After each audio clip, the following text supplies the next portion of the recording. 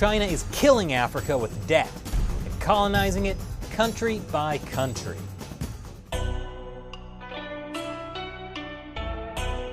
This is China Uncensored. I'm Chris Chappell. Have you ever borrowed money, say, for school or a shipping port, but struggled to pay it back?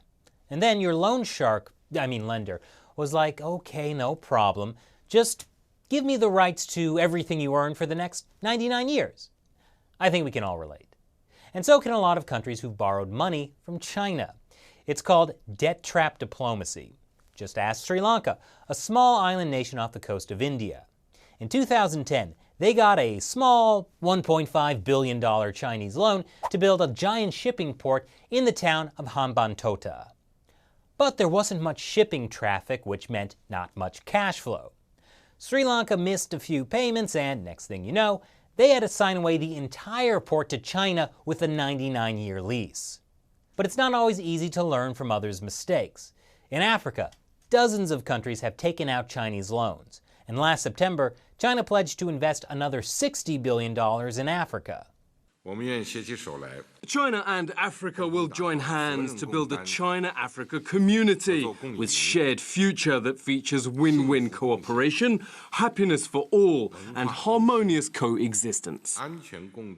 Of course, Xi Jinping's definition of win-win is that if the country can pay off the loan, China wins. If they can't, China takes over its assets instead, and China still wins. So, win-win. So, which African countries are most at risk of, shall we say, getting Sri Lanka'd? Well, here are the 5 African countries with the most debt to China.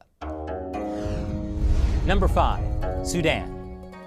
Sudan was the first country in sub-Saharan Africa to recognize the People's Republic of China. That was back in 1959.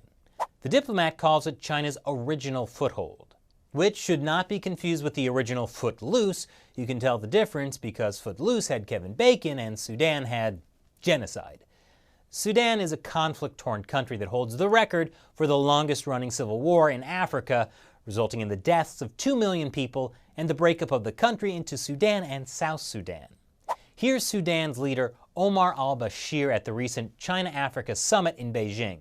Bashir's name might sound familiar because of all the war crimes he committed in Darfur, allegedly. But things are looking up for Sudan since it's set to get the largest share of that $60 billion Xi Jinping pledged to Africa back in September. Chinese investment in Sudan has given China control of around 75% of the country's oil industry, under the supervision of the China National Petroleum Corporation. Although some of the facilities are fixer-uppers, some of that Chinese money was used to upgrade the Khartoum refinery and double production to 100,000 barrels a day, which is important because the vast majority of that oil goes to China. And there are plenty of other resources to tap in Sudan too, like gold and loyalty. Sudan's estimated debt to China is now $6.4 billion. And with China's pledge to provide more financing, that debt could balloon big time. According to this IMF report, Sudan's external debt is assessed to be unsustainable. But that's not even so bad compared to several other countries, including number 4, the Republic of the Congo. Not to be confused with the Democratic Republic of the Congo, its larger and less democratic neighbor. The Republic of the Congo owes China $7.3 billion. China and Congo have launched projects worth several $billion. These include a motorway between Brazzaville and the economic capital of Pointe-Noire, the construction of Brazzaville Stadium, a hydroelectric dam, and upgrades to the country's airport. According to a paper by the China-Africa Research Initiative, the Republic of the Congo is one of 3 African countries, alongside Zambia and Djibouti, where Chinese loans make up the most significant contributor to high risk of debt distress. So, what does this Chinese debt mean?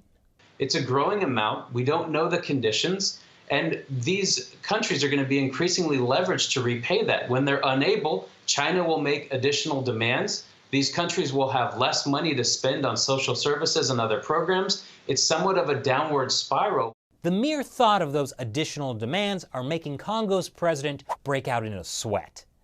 Some of the projects there have raised eyebrows, like when Chinese companies built the new Congolese parliament building for free. Maybe it's so they can make sure the offices are set up just the way they like it when Congo defaults on its debts and Chinese officials move in and take over. No, I'm just kidding. The Chinese regime doesn't want to take over.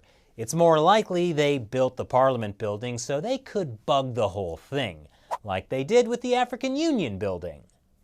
More on that in a few minutes. According to the IMF, Congo is officially in debt distress, and they've been shopping around for a bailout.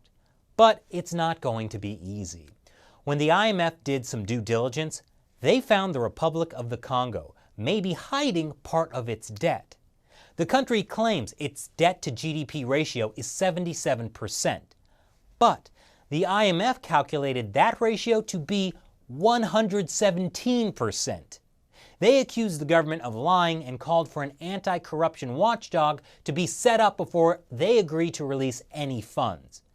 But I have a better idea, one that won't require Congo to clean up its corruption.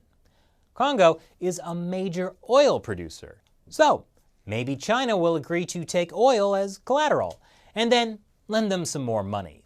It'll be win-win for China. Number 3, Kenya. Home of the famous Maasai warriors. Kenya's Maasai warriors may have used spears like these to hunt wild animals in the past, but now they're using them to take part in the Maasai Olympics.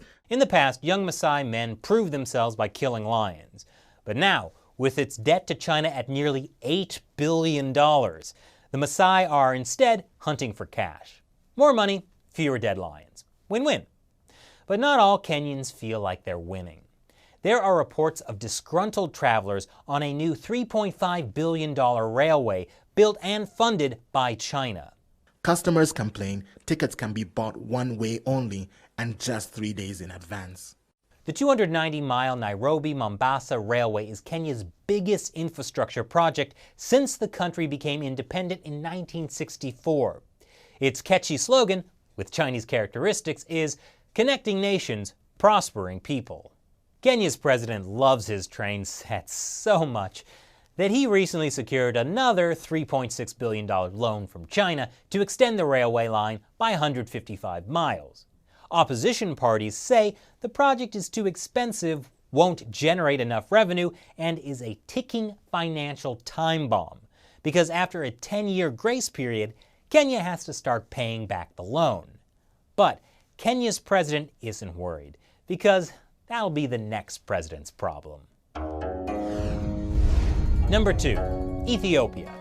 Ethiopia owes China an estimated $13.5 billion. But don't worry, China's ambassador says by lending all this cash, China is not only helping Ethiopia, but the entire world. China sometimes feels lonely because we are almost one of the biggest and the only country that has invested heavily in the development of infrastructure in this country.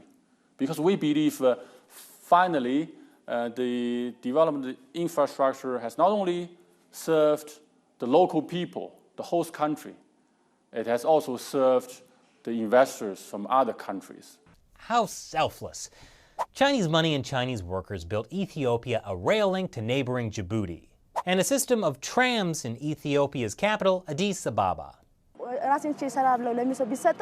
It's good they're building the tram to reduce the traffic jams in the city. With regard to quality, I think the Chinese did an okay job, but still it might have been better to give it to a Western company. Well, at least the quality is okay. Not as high-tech as the African Union headquarters China built in Ethiopia, though. That building is so advanced, it was able to spy on people inside and transmit confidential data to Shanghai each day for 5 years. In China's defense, it wasn't a bug. It was a feature. And number 1, Angola. Angola is the African country with the most debt to China, $25 billion. To rack up that kind of debt, it took more than a few one-off projects. In Angola, Chinese companies and Chinese loans are building entire cities, like the city of Zongo on the outskirts of the capital.